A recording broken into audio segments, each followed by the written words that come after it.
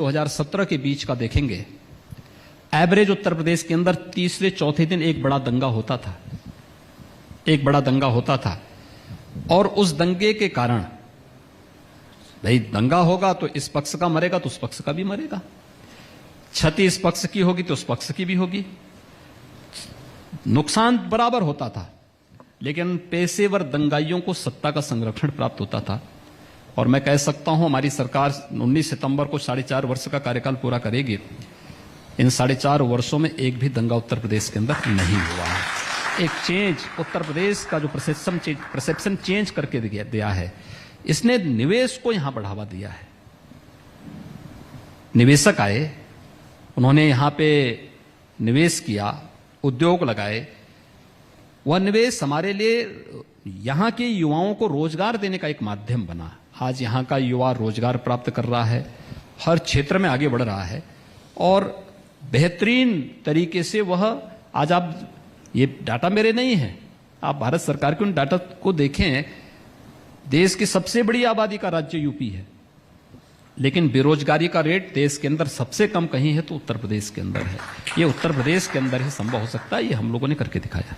योगी जी, और इसी बात को आगे ले जाते हुए, आपसे कुछ देर पहले अखिलेश यादव जी मंच पर थे, उन्होंने आपकी इन तमाम बातों को झुठला दिया। उन्होंने एक सिरे से ये कहा, और मैं उन्हें कोट करना चाहूंगी, उन्होंने कहा कि बीजेपी हमेशा झूठ बोलती है।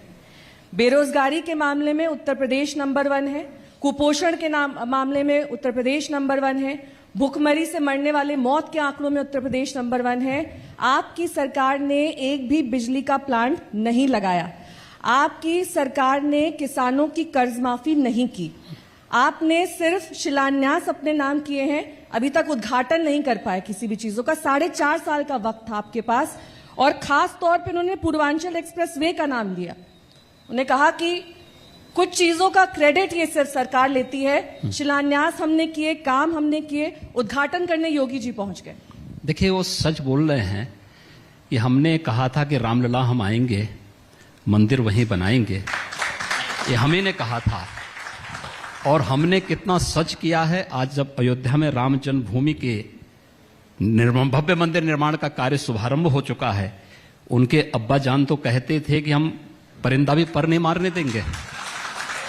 उन्होंने कहा कि वो आपसे भी बड़े हिंदू हैं। इसीलिए मैं कह रहा हूं, मैं एक एक करके आ रहा हूं। सच कौन है और झूठ कौन है, ये दुनिया जान रही है।